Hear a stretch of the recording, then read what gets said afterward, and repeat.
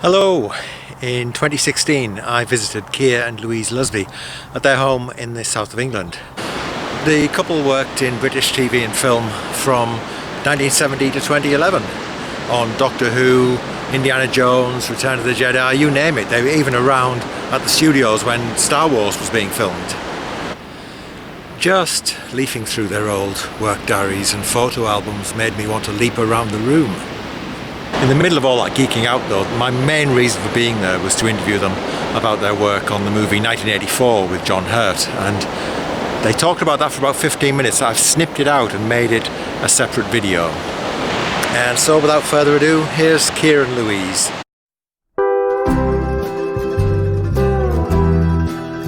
Keir, why don't you tell me about how you and Louise got into the...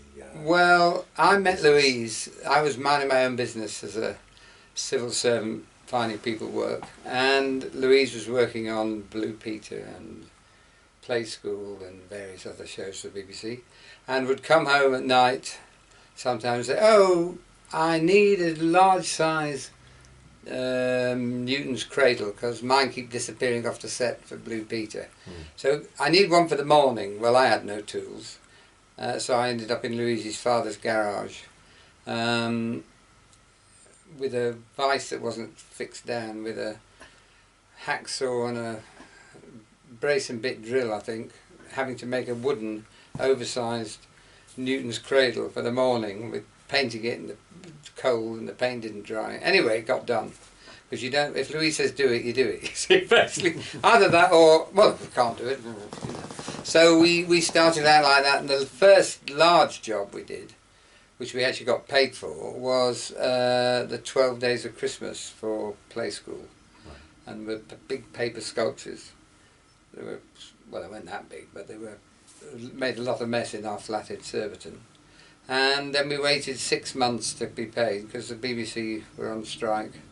12 lords a leaping, 11 ladies dancing, 10 pipers piping, 9 drummers drumming, 8 maids a waiting, 7 swans a swimming, 6 geese a laying, 5 gold rings, 4 collie birds, 3 French hens, 2 turtle doves, and a partridge in a pear tree.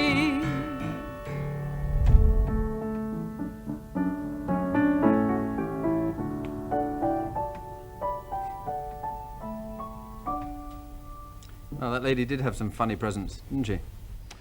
And then we used to get asked for, oh, could you put a few knobs in the bottom of a drawer for, was it,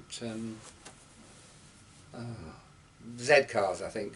He opens the drawer and seemed to be recording something, so I had to spend all night filing down the biggest hole I had a drill for to take the knobs they'd supplied was slightly bigger, and I hadn't got and it was too late to go out. They didn't have shops open much after 5 o'clock then. And it just started like that, you know. Can you make a flag? Can you do a frame? Can you put a few medals on a board? Can you make I think for the Fall of Eagles, which was about the Russians and the Tsars, and we had to make a big tray to put he was awarding these soldiers medals, and they wanted a medal tray. Problem was, we lived next door to a house that you couldn't knock nails in after about 7 o'clock in the evening, so it was all this thing was all glued together, which worked fine, and then I had to deliver it the next morning. Yeah, so things like that's how we started, and was this the 70s? That was, yeah.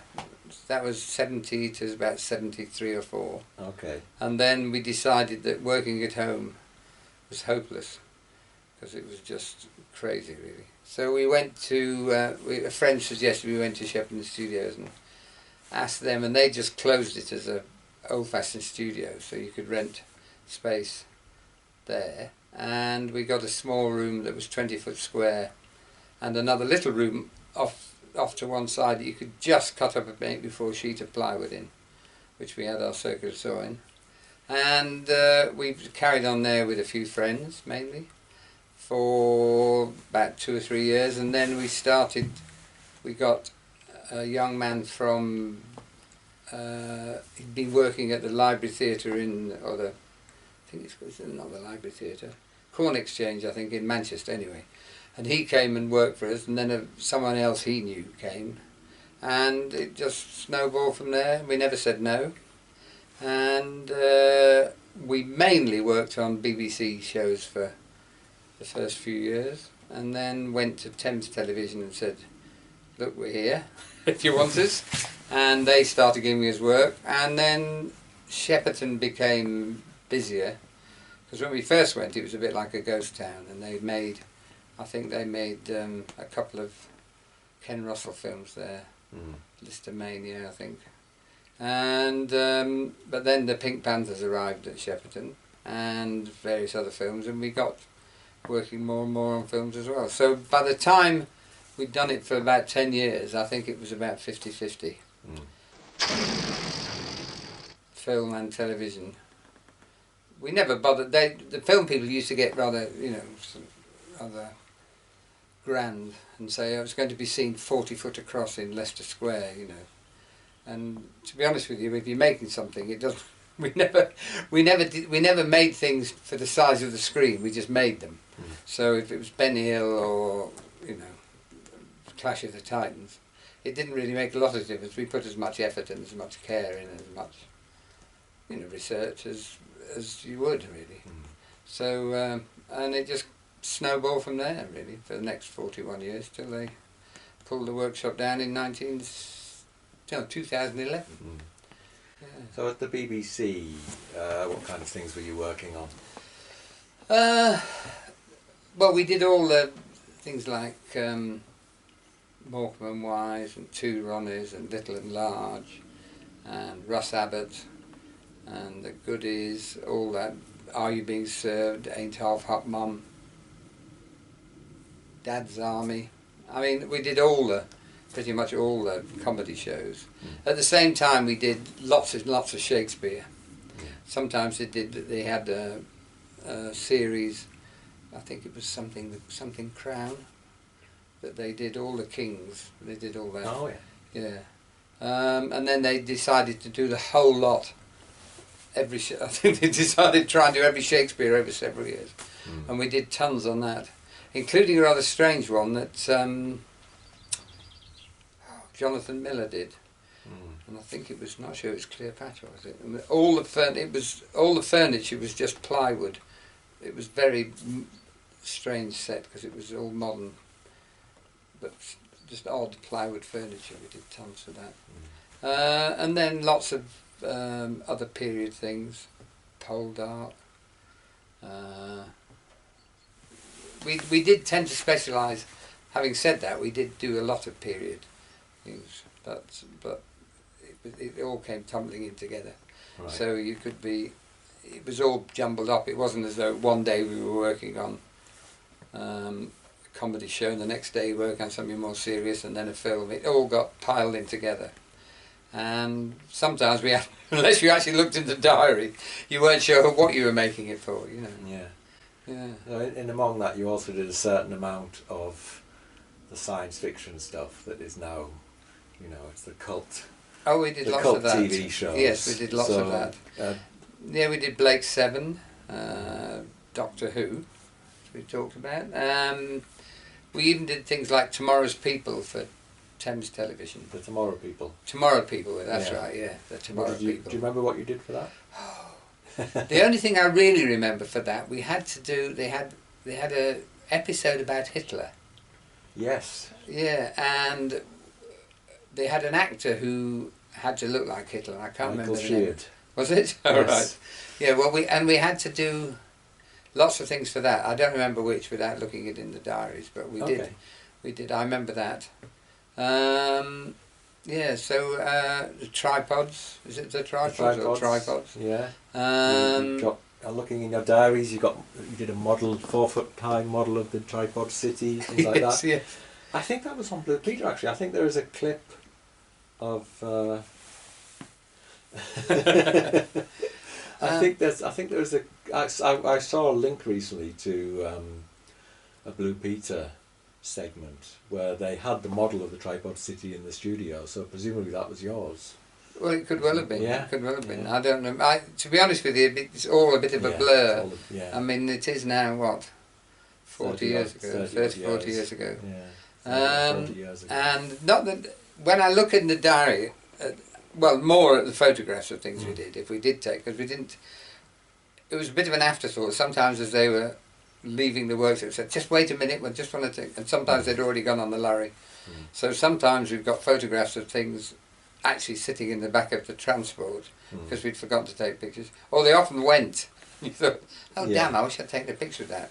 So it was never, my worry was getting it there on time. Yeah. Because the thing with making props for television or films is that you've got 50 people, 100 people, you've got studios, books, everybody's waiting. If they want to do it at 10 o'clock and your prop arrives at 10 past 10, then you've either kept them 10 minutes waiting or they've gone on to something else and it's too late. So deadlines were deadlines. There was no ringing up and saying, oh no, we can't get the materials, Gov, you know, they're not coming into it. None of that. If you couldn't get it, you had to get it somewhere else or do it in something else. There was, occasionally, if you were lucky, the designer gave himself a day spare. So occasionally you could ring up and say, do you actually need it on the Wednesday? And he'd say, well, no, I suppose you can bring it in on Thursday. But usually, if it said delivered to the studios at 7 o'clock in the morning on Friday, you had to be there at 7 o'clock on Friday. You know, and whether you worked all night or not was irrelevant. There was no, and I don't think we ever missed a deadline because you were dead if you did, because you know, they would never trust you. It was better to have it there, you know, then they just could relax. And if you never let them down, then they didn't, you know, what you didn't want them was panicking and starting worrying you while you were trying to get something finished, whether you were going to finish it. And we never had that because people knew we knew we'd get it done. Right. You know? So that was very important, really. Yeah. I mean, looking through your diaries, it varies incredibly the kind of things you did. I mean, I have an interest in Doctor Who, so you've got things like the Shakespearean manuscript of Hamlet in the thing called City of Death, and there's like a Chinese puzzle box as well in that. You've got the Black Orchid from a Peter Davison story. And you know, and then beyond that, you've got you know, a monster from the Paul McCartney film "Give My Regards to Broad Street," and you know, you've got all these weird and wonderful things. And when somebody comes to you with a proposal like that, I mean, where do you start in terms of actually making it? Well, it depends. When we first started making props first, it was things have changed a lot. It was in a way a lot more professional. The BBC employed people, the films employed people who could actually draw. They were actually draftsmen. They'd read the script. They knew what they wanted. They would come with a drawing. Sometimes you said, well, it can't be made like that, we'll make it like this. But generally, you discussed how you're going to make it, and they knew what they wanted. 30 years later, 40 years later, when budgets had got slashed, half the productions on television, mainly, not so much film, had nobody who knew what they were doing in the way of design. So but towards the end, we get rung up and say, oh, could you do a drawing of what you could do for us? And we say, well, you're meant to give us a drawing, we're making it, we're not. So you would then have to, you know, give them maybe 3 or 4 ideas, and they say, oh, no, we've decided not to do that. And they didn't think they should pay for any of that. Whereas, I say, 30 years before, we had one designer called Colin Shaw, who's no longer with us, but who would come with a drawing and even had the nails. We did for they did a whole program on Darwin, and they had him the Voyage of the Beagle, and they went off to South America, and we did lots of trunks and cases and all sorts of, you know, prop luggage basically, which they then used to cart props around the, you know, the Galapagos and the South America, I don't know. And but one of his was a tarred small little trunk. It was canvas and then tarred, but he specified on his drawing that he wanted the nails to be copper nails.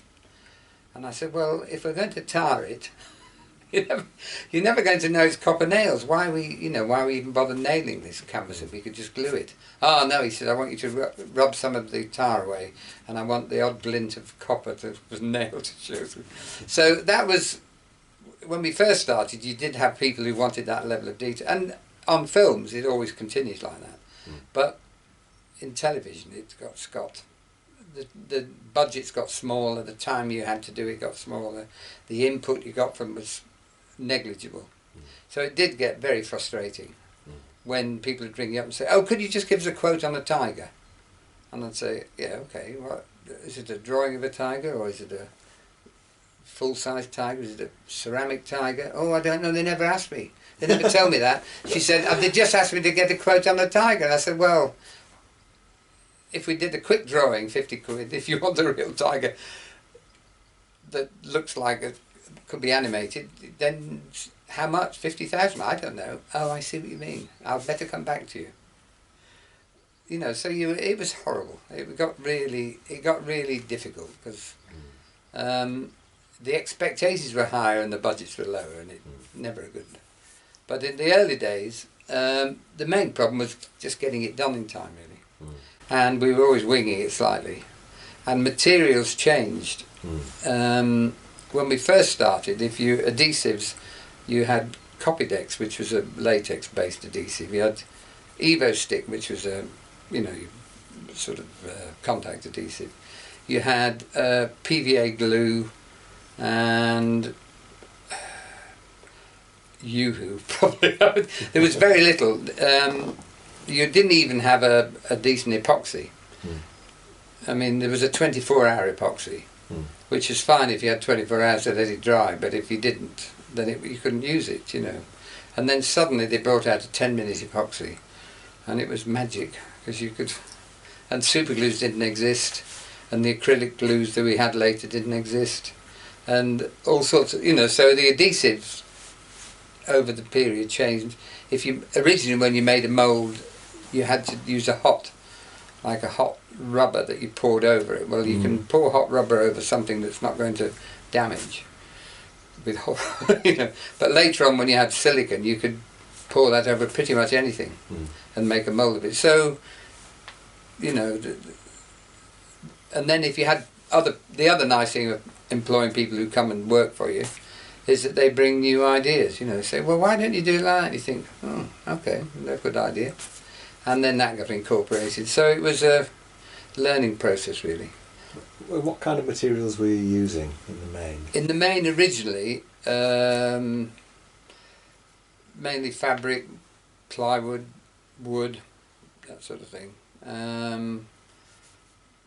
Plaster, a bit of fiberglass, not a lot. But towards the end, you see, even we used to make patterns which for making other things originally from the wood from the rubber tree called Jolioton, which was a very light but very it was a very boring wood because it had not much grain, it had no character, so you could form it and shape it, and apart from it moving fractionally because it was wood, it moves. If you were a pattern maker, you needed to, obviously if you were making it within 1/10th of an inch, you had to allow for shrinkage, and we didn't. But then later on they had chemical versions, you had blocks of resin that you could just form and shape and various degrees of hardness.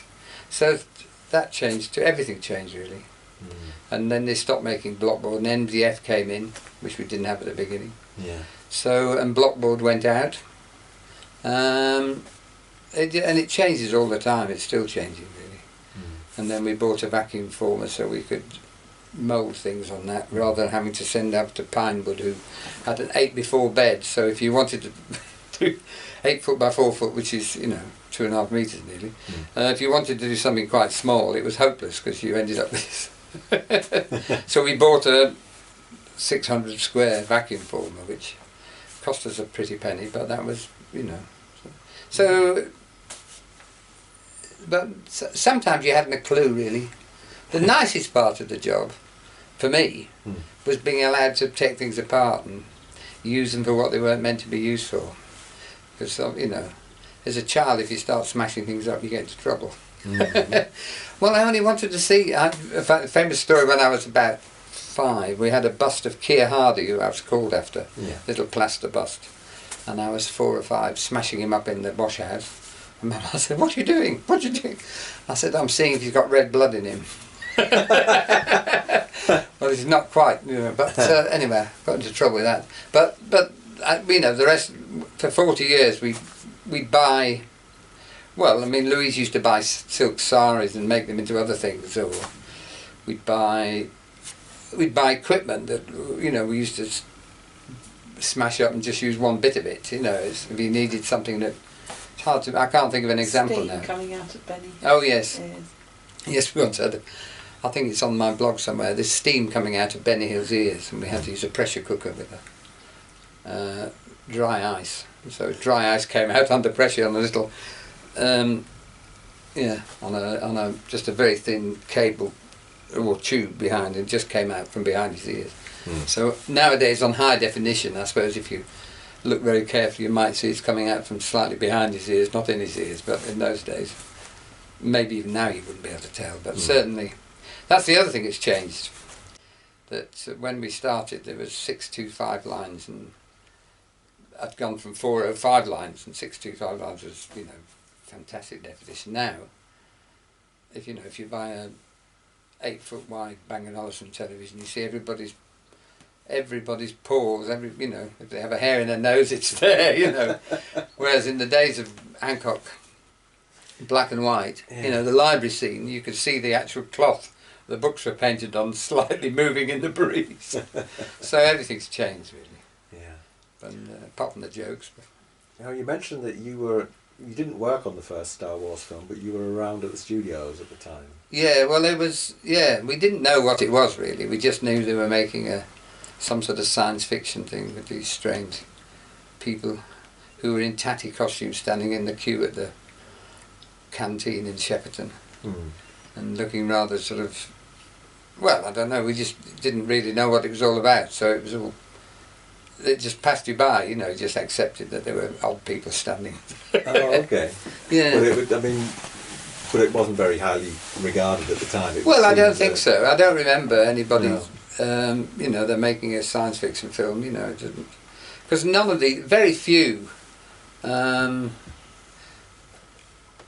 know, I'm sure when they started making Doctor Who, I mean, another classic one is Strictly Come Dancing. We made the original trophy for that. Right. Louise had to design that in about a week. We had 2 weeks to make it. Not even. Not even that. And they sent out a graphic. A visual, a moving. Yeah. Visual. And she had to sort of try and make that into a. And of course, they don't want to spend any money because it might never take off. They might only ever make one series. The fact that now on to 13 or 14 or 15, I don't know. And of course, then the base we made only took 2 names aside. So when you get to the 9th series, it has to have a new base because you can't fit anyone there. So it's, you know, and most of those shows, no one really regarded it. You know, I'm sure Dad's Army, which is still playing 30 years later or whatever it is. You know, people, are you sure? Are you sure you want to, you know? And so it is funny what becomes iconic and what doesn't. I mean, you know, you make other things which you think are going to be, you know, like Matt LeBlanc was in a thing called Lost in Space, which was very iconic on the TV, but I've never seen the films since. And we did lots of work on that, dog tags and all sorts of things. And it just, whereas if it had been a big film and they'd made, you know, Lost in Space 10, or you know, the dog tags we made, which we had knocking around our workshop for years, would probably be worth a fortune. And now I don't suppose anybody would be interested to, well, they might, somebody I suppose might, but it's odd. And the things that people focus on are odd too. You know, like orchids in the Doctor Who.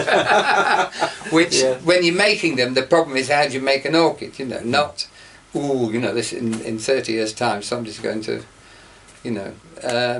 So you don't tend to think of that. When somebody gives you a drawing, the first thing you think of is when do you want? That's the first question you ask.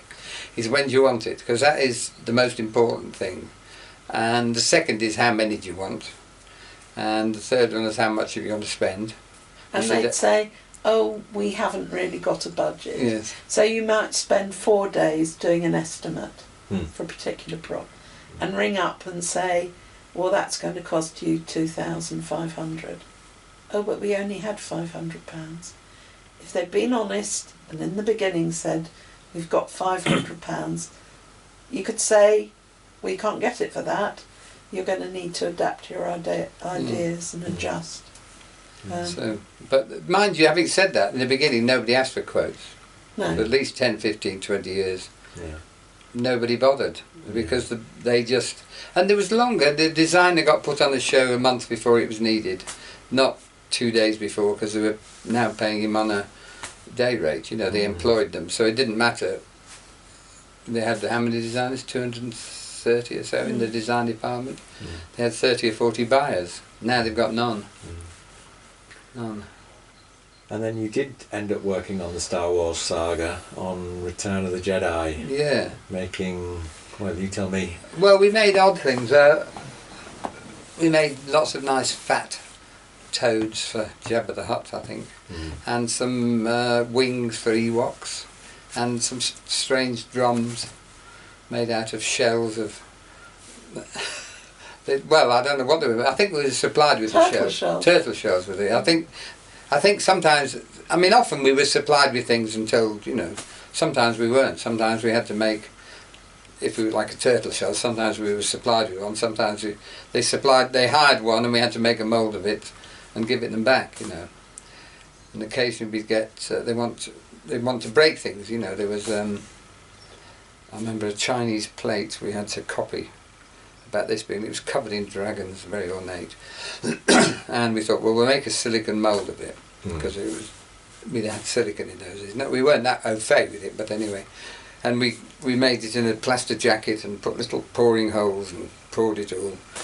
And the next day Alistair and I are there standing on this plate trying to peel off the silicon off the plate, which is quite a lot of suction, so quite a lot of effort. And it came off beautifully. The plate had been repaired once or twice, and you could see the impression of the painting on it. So Shirley, who actually painted it, didn't have to mark it out. If you looked in the right light, you could see.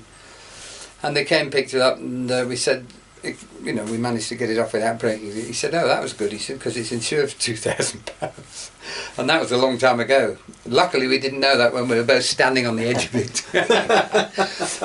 pulling back, yeah. So there was, yeah, I don't know what the point of that story was now, but anyway. Do you remember what that production was? I don't know. It was Thames Television, but I don't. Yeah.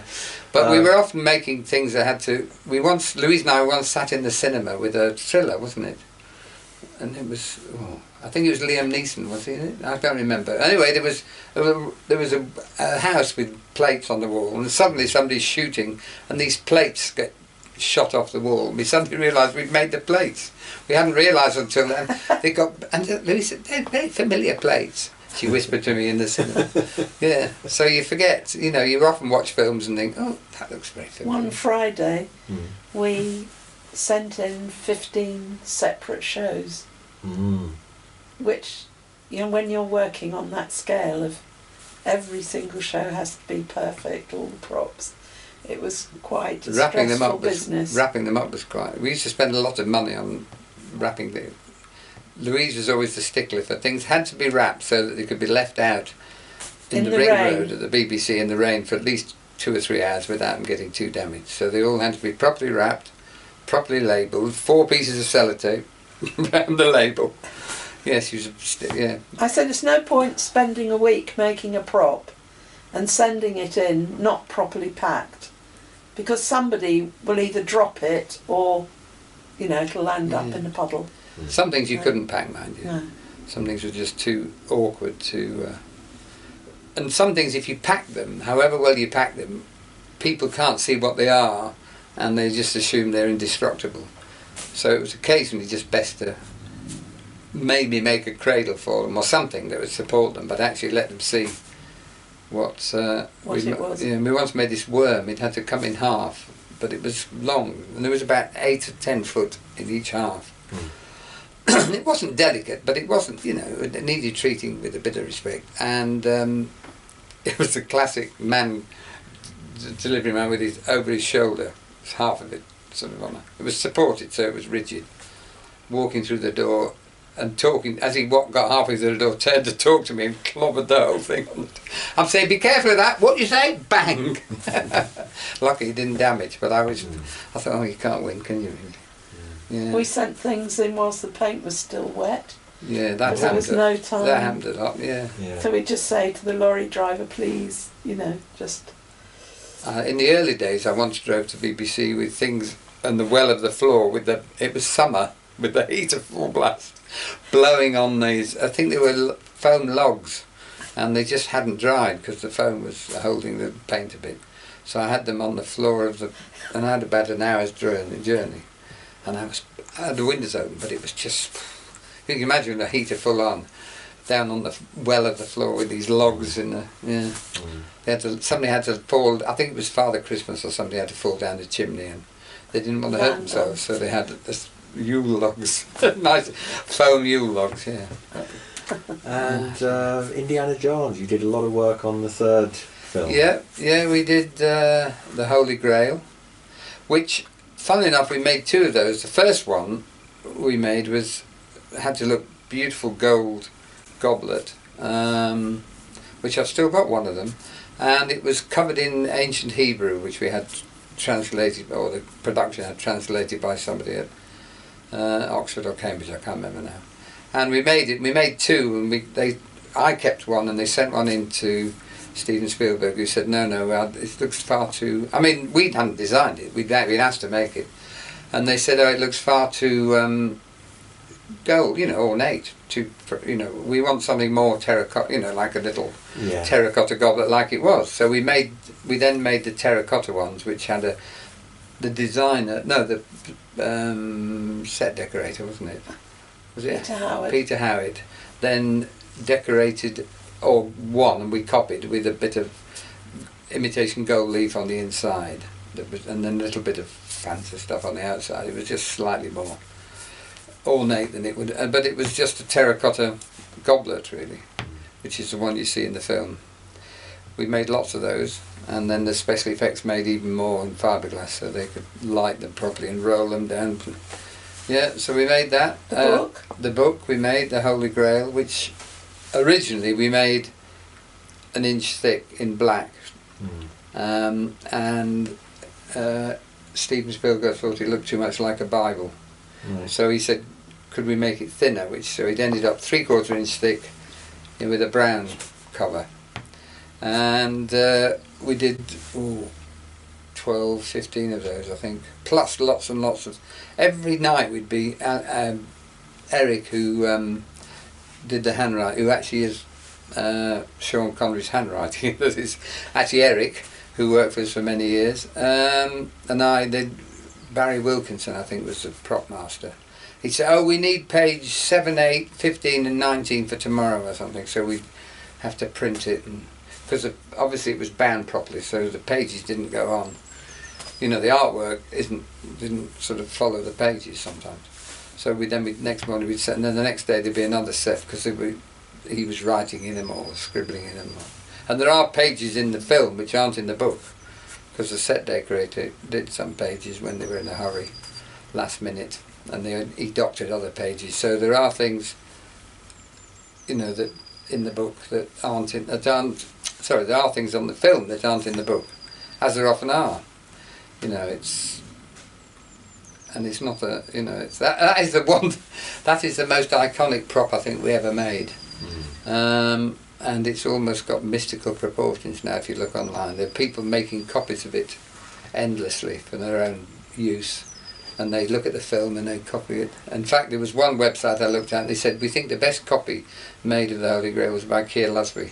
Which I thought, well, probably likely to be if it was we made the original, so we probably did have the best copy.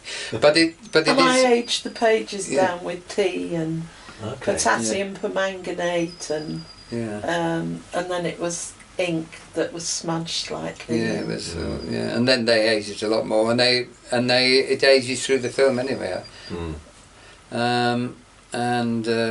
We did the wrap. It arrives in a brown paper parcel, which we did with Venice stamp on it, which we made. Had to make the stamp, and we did the stamps to go on it. So, as I say, it all got wrapped up. We made the stone tablet for the film that has the brass rubbing. Oh no, actually I think the brass rubbing was off the Crusader shield, which we also did. So we had the Crusader shield, which got changed twice. We'd almost finished it. And then he said and they sent a message to say we've finished it. So that was abandoned, and we had to make another one. And then we made hundreds and hundreds of brass rubbing. They'd ring up, can we have another 12 brass rubbings? So we did another 12 brass rubbings. We had to get a Zippo lighter for the film, which we painted shamrock on. Was it shamrock? Yeah. 4-petal shamrock, yeah. We made, let's say, the Crusader shields. Oh, there were other things. The Cross of Coronado. Oh, yes, at the beginning when he's fighting on the train for the cross that we had to make the original, which was brass and semi-precious stones and things. Then we had to copy it in fiberglass so it was lighter so they could race around. And then we had to do a rubber version because obviously when they're leaping on top of each other on the train, you don't want to be dug in the ribs by a cross. So so we made lots of those. But I think we made other bits and pieces, but without looking in the diaries. But as I say, I think the diary was the most. I think if we had to, that and Johnny Depp's compass for Pirates of the Caribbean, really? Which we made, yeah, and the gold coins at the. I don't know if you know the first film. She wears a gold medallion or doubloon or what, and then we had to make 800 of those because they have to find them all so they can release from their servitude of being half dead or whatever the story is. Okay. Yeah, and the dagger that's held up at the end of the film we made for that, and the parasols and fans and dress boxes and flags and so period bottles. Yeah, lots of period. Yeah, we had to get some made, and then we had to get some made in a company in the other side of London. And then we had lots made in Czechoslovakia, I think, because they wanted hundreds. Where there's a scene where all the bottles end up, all the ships, all the messages in a bottle all end up in the same cove in. I don't know if you remember that, but they're all jiggling around. So we had to do lots of those. Yeah, but but again, you see, they changed the coin 5 times, and by the time you think, just let's get it done. Don't keep altering the, the skull looks a bit like a monkey now. We need to. Then could you make that a bit bigger? And you think these things, the animals around the edge were changed twice. Oh, and in the end, you just get frustrated with it rather than thinking, in 30 years' time, I'll be able to say we made that. So that never comes into it really, because the day-to-day problems are too great. And the pressures are too great, not only of getting it done, but the fact that that you've overspent on there, but that you've got so much money for it, and you've already paid out more to people to help you than you're actually getting back. So that happened on. Have you seen King Ralph? Yeah. Well, we made the crown. They wanted this imperial state crown in 6 weeks. In 6 weeks, and we quoted £10,000, which sounds, plenty.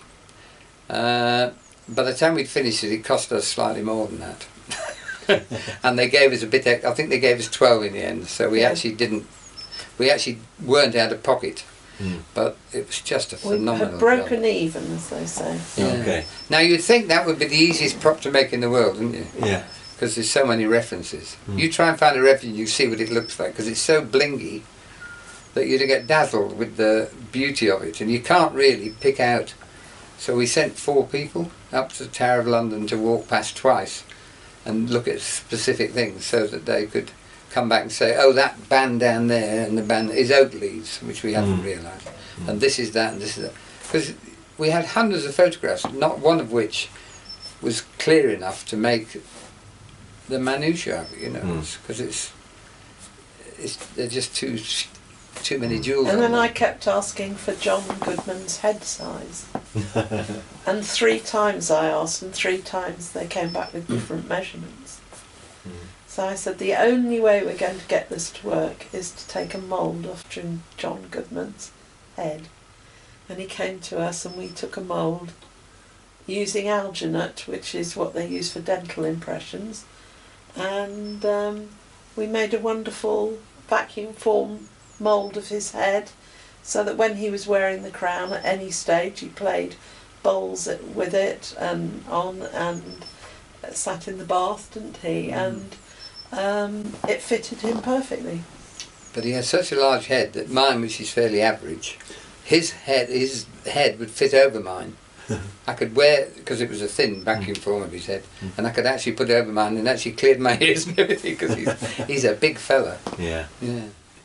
So finally, just looking back on your time working in props, your life in props, what are the things that stand out?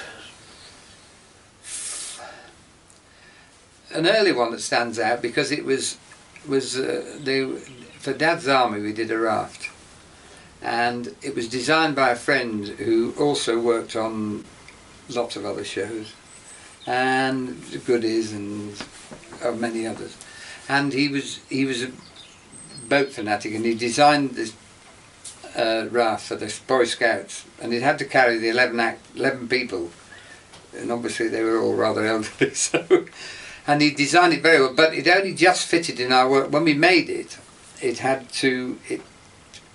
was so tight in our workshop, which was a smaller version, we only had 20 foot square, that when we left there was black paint on both opposite walls because we painted it black, and the rudder, which we couldn't fit in the workshop, but the back of the boat was painted and got paint on one wall, and it was picked up on the Saturday morning, and it was my birthday the night before, and I had to. We nearly finished it, and Barry, who I've mentioned before, the pattern maker, made a lot of the structure, and I took my brother-in-law and one or two other people from the party, said, would you mind coming and help me finish it? We've only got an hour's work. I said, we've only got to put the skull and crossbones on it. And we arrived about 2 in the morning at the workshop. Barry said, I'm off home now, I've done my bit. So he disappeared, and we spent another 4 or 5 hours rigging it and putting it. It took a lot longer than it, and then I had to go home and then come back about 8 in the morning to dismantle it all. So literally get it through our double doors, and it was all in bits. It all unscrewed and not quite paint, but But I do remember that mainly because it was touch and go really, and it was so big. But other things. I remember the first time we did work on Pink Panther. Oh, I remember it was that, the yes. hottest time. I mean, terrible temperatures, and I was standing behind a table, one of our work tables, with my feet in a basin full of cold water because I was so hot. And in came this film production buyer who we'd never met before, and his surname was the same as ours. And his name was David Lusby, and everybody thought he was related to us. And he worked on Star Wars, the Indiana Jones film, Pink Panther. He worked on lots of amazing films. And I was standing behind the table and thinking, am I going to actually step out of this space and show that I've got wet feet? And we did lots of work for him over the years, loads and loads and loads. We did, yeah. We made a lot on Saving Private Ryan. Do you remember the beginning? There's an American flag with the sun shining through it, and we had to make this giant American flag that had to be stitched properly because obviously, but it had to be thin enough to have light, the sun shining through it, and it had to be slightly aged. It was a wool fabric. Yeah, so that was quite. We did a lot of work on Saving Private Ryan and Band of Brothers, which is about a similar thing. We made every cigarette packet, every condom packet, every bandage, all the graphics. Louise decided they wanted sulphur powder for the dressings, and you can't put sulphur powder on actors. So Louise decided banana milkshake was as was the right colour. Was the right colour, yeah. To the actor. But I don't know. It sounds like you've had quite an association with Steven Spielberg. Quite a lot, Yes, loads yeah. of Although we things. never actually met him. No. No, we never met him. But we worked on Gun Bus, I think he did. With lots of films, yeah, lots. And Band of Brothers went on for a whole year. I mean, I know he was not involved in that quite so much. Yeah, we did a lot of. Was Reds? Reds was No, that? it was, No, Warren Beatty. Warren Beatty was in Reds, yeah. Wasn't Warren Beatty the producer of it? I think he was, yeah. But no, I once when they were doing some building work at Shepperton. It was about the time they made Kenneth Branagh. Was it Kenneth Branagh made Hamlet? Oh, Yeah, and he had lots of actors doing tiny little parts, and they had Charlton Heston, and there was this little barrier dividing where they were working. Workmen were in the studios, and he was dropped off at this barrier, and there was one of these little gates. It was one of those fences that you get with just woven wire and little picket, and there was a little gate in it, you see, and he and I arrived either side of the gate at the same time, and I stood back, and he said, "After you, sir." And he opened the gate for me, and I went through, and he closed the gate up. Yes. And Ken Branagh was doing Henry V, wasn't Oh he? yes. And our workshop had, around us, a lot of building had gone on, and they'd never made good the road outside our workshop. It was dreadful. And I went out of the studio, the back door, and there were men tarmacking the road at dusk. And I said, "Good gracious, why after 5 years have you decided to do this?" And they said, I said, "Is the Queen coming tomorrow?" And he said, "No, not the Queen, Prince Charles." So I said, "Oh, I'll have to thank him for coming so that we've now got a proper road surface outside our workshop." "You wouldn't do that, would you, Louise?" And I said, "Yes, I would." Anyway, our friends, we'd worked on production of I, Claudius at the BBC, did loads of work. And the designer that often worked with Ken Branagh was Tim Harvey. And so I rang up the art department and I said, "Oh, what's this about Prince Charles coming to the studios tomorrow?" And the buyer, who was Celia Bowback, said, "Oh yes, he's coming tomorrow morning. I'll give you a ring because he's going past your workshop on the way to the set, the outdoor set." And I said, "Fine." So the next day there were men wandering around the studios in brand new leather jackets and jeans with what are they called? Creases down them. I mean, they just didn't look like film people at all, but they were making a good attempt. And I was standing outside talking to somebody, and this man came up and said, "Do you know where the wardrobe department is of Henry V?" And I said, "Yes, you go through the double doors and it's down." So he knew that we knew about the studios. And finally, we get the phone call, and most people in the workshop rushed to the door, our back door, to see the entourage coming down. And as Prince Charles coming up to our workshop, he looked at our sign, it said Keir Lusby, but it was 3-dimensional, and the S was a candle burning at both ends, and it was a really funny logo, wasn't it? And he said, "What do you do in here?" And I said, "Oh, we make props." And he said, "Have you made things for Henry V?" And I said, "Yes, we have." And he said, Can I see them?" And I said, "No, because they've all gone to be used." And he said, "Oh."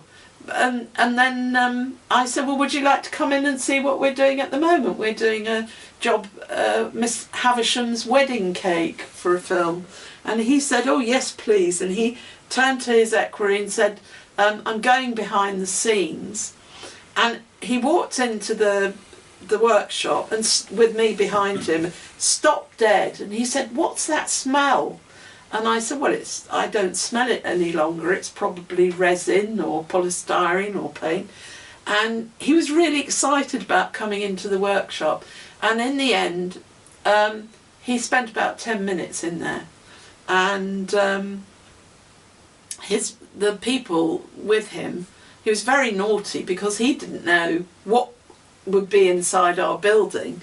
And when he finally went, Keir had missed the whole thing because I'd gone to the loo. He'd gone to the loo. So I came out and I was standing talking to him, thinking, I've got to remember what he's saying to me because my mum will want to know what he said. Anyway, off he goes. I very came into late. the loo just to see we'd passed each other in. It's rather fun. Very late for his, everybody's waiting for him. And a couple of days later I got a phone call and a lady said, "I was the official photographer on that day and I've got some lovely photographs of you with Prince Charles." And I said, "Have you? I didn't know you were taking photographs." And there's one of me standing with my hands in my apron pocket talking to him. And it was quite a nice record, wasn't it, of what we'd done, and he was fascinated by the things in the workshop. Yeah. And then I had to go off to Benny Hill rehearsal. So I was able to I was there late because it rather delayed me. So I was able to say, "I'm sorry I'm late, but Prince Charles has just been visiting the workshop." Because it was lovely, because the workshop wasn't swept specially or tidied, or he filthy, saw everything as it normally was. We had hundreds of washing machines, lightweight ones. We were making for about dancers. a dozen. Yeah, for there? dancers to wear for dancing in. So they were copies of real one, but they were just thin panels. Yeah. But no, that was quite a. But the things that stick out of your mind mostly are the not disasters, but the things that were potentially, that were potentially a problem. We worked all night. Well, the longest we ever worked continuously was 47 hours, wasn't it? Yeah, we and did that we twice. were animating a model for Play Away.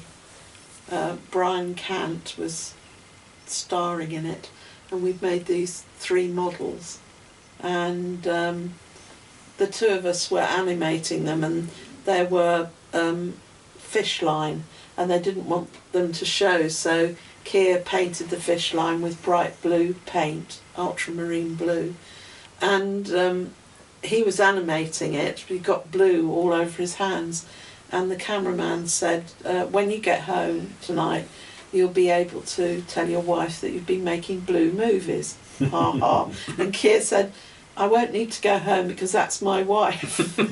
And he said, "Oh, you don't behave like a married couple." And I said, "When you've been awake for as long as we have, working, making models and then animating them, we behave in a slightly different way."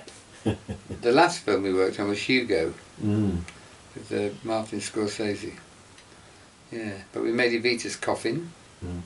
That was quite interesting. We're having the exact copy of, the coffin she was buried in, the company in Buenos Aires had made 2, and the production bought one for $11,000, I think, and had it shipped to our workshop. It was so heavy because it was solid wood, and it was like a big lozenge shape. And it was a lozenge shape in every direction. It looked like a huge suppository, really, on a base. And the lid was so heavy, you needed 2 people just to lift it up, so they couldn't actually have it being carried because the actors would never have lifted it. So we had to make a fabulous version of that. And it was lined in a copper lining, wasn't it? Yes, it had it was a bit like 20,000 Leagues Under the Sea. So with rivets. With rivets, yeah, so that we had to replace that with something a bit nicer. But that was quite an interesting job, yeah. But I used to enjoy going to see Two Ronnies. That was always quite good fun.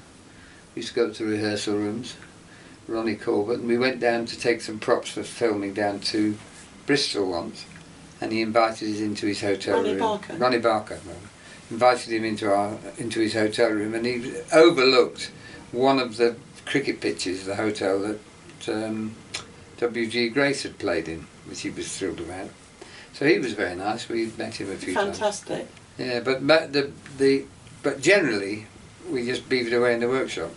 I did see Benny Hill for 13 years. I used to see him every series quite often. We used to go filming, but that was fairly unusual. Yeah, mostly we got our head down and made it, and it disappeared off into the blue yonder, and you just hope you didn't, because if you get a phone call, it was never get a phone call to say how. Occasionally you did, but the designer would ring up and say, "Oh, what's gone wrong?" And they'd say, "Oh, we just wanted to ring to say it was wonderful and everything's gone fine." I thought, because generally if people rang fairly quickly, it was because it was something they hadn't told you or something they need to alter.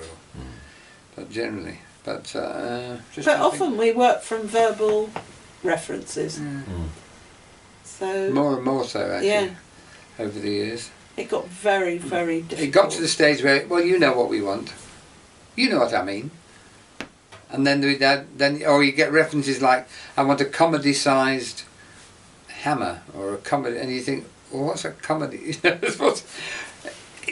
It's not a technical term, is it? A comedy-sized screwdriver, or you just thought, well, it must be just a big one. Yeah. Yeah, but we made lots of awards, as I say, the Strictly Come Dancing Award and the Gotcha Oscars. The Gotcha Oscars. So we did tons for Noel's house party. We worked for years on that.